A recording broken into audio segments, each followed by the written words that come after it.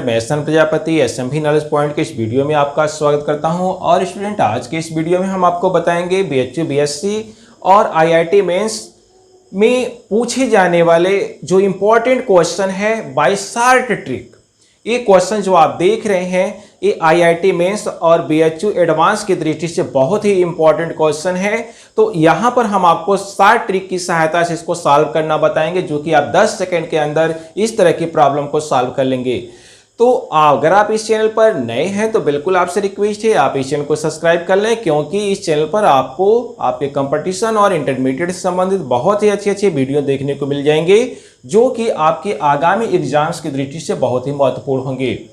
तो आइए शुरू करते हैं आज का ये क्वेश्चंस। तो इस क्वेश्चन को सॉल्व करने के लिए सबसे पहले आपको ट्रिक समझना आवश्यक है। तो यहाँ पर हम एक एक ट्रिक आपको बताएंगे और उस पर हर एक क्वेश्चन भी बताएंगे, जिससे कि वह ट्रिक आपको बिल्कुल क्लियर होता चले। तो यहां पर जरा देखें ट्रिक फर्स्ट। ट्रिक फर्स्ट कहता है कि definite integral from 0 to n pi plus v mod of sine x dx, इसकी वैल्यू डायरेक्ट बिना समाकलन जाने, बिना इंटीग्रल किए और बिना पीरियाडिक फंक्शन के प्रॉपर्टीज को जाने आप सीधा सीधा इसका आंसर तुरंत बता पाएंगे 10 सेकंड के अंदर। तो इसकी जो वैल्यू आती है वह आती है 2n+1 माइनस कॉस भी। यह जानना आवश्यक है। और एक फार्मूला तो आप जानते ही हैं, एक और रिमार्क यहां पर जो आपको ध्यान में रखना है वह रिमार्क जरा ध्यान में रख लें कि जब भी कहीं पर अंडर रूट में 1 माइनस cos 2x होता है, तो जब यह बाहर निकलता है cos 2x का फार्मूला लगाकर, तो इसकी वैल्यू आती है √2 mod sine x। √2 sine x नहीं आता, कितना आता है √2 मॉड साइन x आता है। यहीं पर स्टूडेंट गलती हो जाता है, तो ये भी आपको ध्यान रखना है। और इस ट्रिक पर आधारित जो पहला क्वेश्चन है हम उसको बताते हैं आपको सॉल्व करके 10 सेकंड के अंदर कैसे आप इसे सॉल्व कर लेंगे। तो सॉल्यूशन फर्स्ट, यहां पर याद रखें क्वेश्चन में कह रहा है कि the value of definite integral from 0 to 400 pi √1 minus cos 2x dx is, option आपके पास दिया हुआ है। तो यहां पर जरा देखेंगे, यहां पर जो दिया हुआ वैल्यू है इसको लिख देंगे डिफिनिट इंटीग्रल फ्रॉम 0 टू 400 पाई अब प्लस, देखिए ये जो दिया हुआ, पहले इस क्वेश्चन को हम लोग लिख लें √1 माइनस cos 2x dx। तो i इक्वल टू कितना हो जाएगा, देखेंगे जब इसको हम लोग हटाएंगे स्क्वायर रूट तो इस तरह से आएगा √2 definite integral from 0 to 400 pi plus भी, और क्या आएगा यहां पर मॉड साइन x dx। तो यहां पर जरा देखेंगे यह n पाई प्लस भी जैसा हो गया। यहां पर भी क्या है, कुछ नहीं है, तो यहां पर क्या बैठा देंगे 0। और n क्या होता है, नेचुरल नंबर, जैसे कि धनात्मक संख्या। तो यहां पर n की जगह कितना है, देखेंगे यह हो गया किस तरह से n पाई प्लस भी जैसा हो गया यह। तो n की जगह 400 और भी की जगह क्या बैठाना है 0। इस तरह से इसका जो आंसर आएगा, इसका आंसर आएगा √2 और कितना 2n+1। तो 2n की जगह 400 + 1 और माइनस cos भी की जगह 0। तो इस तरह से इसका जो आंसर आएगा, देखेंगे 4 दूना 800 801 और यहां से -1 कर लेंगे तो यहां पे कितना आ जाएगा, यह 800√2। इस तरह से ऑप्शन सी करेक्ट हो जाएगा पहले का। अब आते हैं दूसरे क्वेश्चन पर और दूसरे ट्रिक को भी अब हम लोग समझते हैं। तो जो दूसरा ट्रिक कहता है, यहां पर जरा देखें, जो ट्रिक दूसरा कहता है definite integral from 0 to n pi plus भी, और यहां पर क्या हो जाएगा cos, यहां पर जरा देखेंगे यहां पर क्या हो जाएगा cos mod cos x dx। तो इसकी वैल्यू होती है 2n+2 माइनस साइन भी। यहां पर जरा देखेंगे उसमें माइनस कॉस भी था, यहां पर क्या हो जाएगा माइनस साइन भी। और यहां पर यह भी ध्यान रखना है कि भी की वैल्यू क्या होनी चाहिए 90 से ज्यादा, मीन्स भी ग्रेटर देन π/2 होना चाहिए। तो यहां पर जरा देखेंगे दूसरे ट्रिक पर आधारित क्वेश्चन दूसरा, यहां पर जरा देखेंगे solution of question number 2। I equal to दिया हुआ है definite integral from 0 to 32 π/3 under root 1 plus cos 2x dx।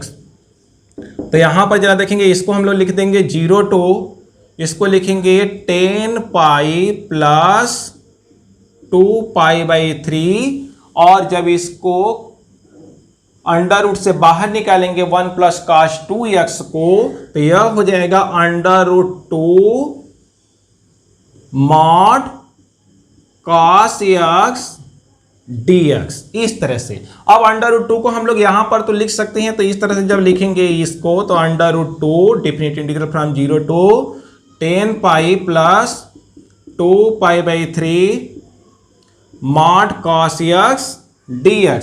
अब यहां पर जरा देखें यह इस फॉर्म में बदल गया, दूसरे ट्रिक पर बिल्कुल बैठ गया। तो इसकी जो वैल्यू आएगी अंडर रूट 2, देखेंगे 2n प्लस 2, तो n की जगह कितना है 10 है, तो 2 plus 2 into n plus 2 minus sine भी, तो साइन 2 π/3। यहां पर जरा देखें वैल्यू रखेंगे जब, तो यहां पर हो जाएगा अंडर रूट 2, यहां पर हो जाएगा 22 और माइनस साइन 2 π/3, साइन 120 की वैल्यू माइनस अंडर रूट 3 ये माइनस तो यह है अंडर रूट 3/2 होता है। अब इस अंडर रूट 2 का जब यहां पर इंटू करेंगे तो यहां पर हो जाएगा 22 रूट 2, और रूट 2 का जब इसमें इंटू करेंगे तो यहां पर हो जाएगा माइनस अंडर रूट 3/√2, क्योंकि एक अंडर रूट 2 से यहां का एक अंडर रूट 2 कट जाएगा और यहां पर बचेगा अंडर रूट 3/2। इस तरह से, तो इस तरह से यहां पर जब हम लोग ऑप्शन देखते हैं तो इसका ऑप्शन सी करेक्ट होता है। अब तीसरे क्वेश्चन पर आते हैं और यहां पर तीसरे ट्रिक की सहायता से इसको क्या करेंगे बिल्कुल सॉल्व कर देंगे। तो जो तीसरा ट्रिक कहता है वह जरा देखिए, तीसरा ट्रिक हमारा कहता है, तीसरा ट्रिक भी एकदम बिल्कुल दूसरे जैसा ही है।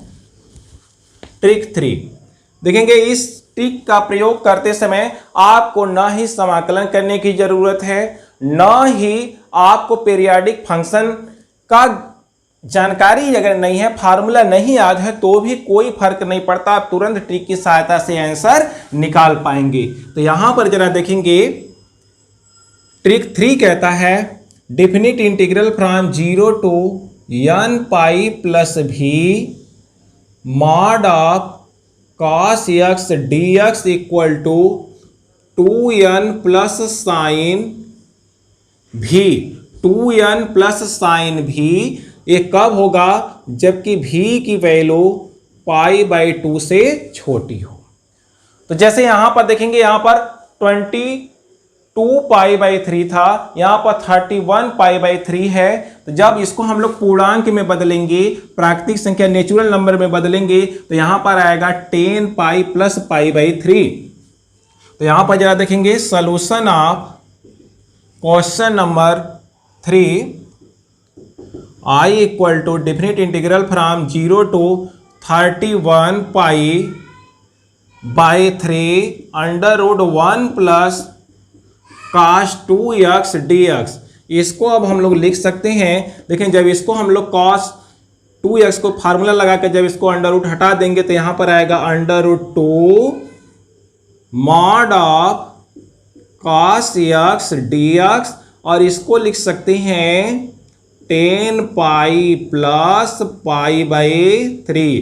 देखेंगे 10 यहाँ 30 हो जाएगा, 30 प्लस पाई 31 π/3, और यहाँ पर dx। तो यह किस फॉर्म में बदल गया, यह बदल गया देखेंगे n पाई प्लस v में बदल गया।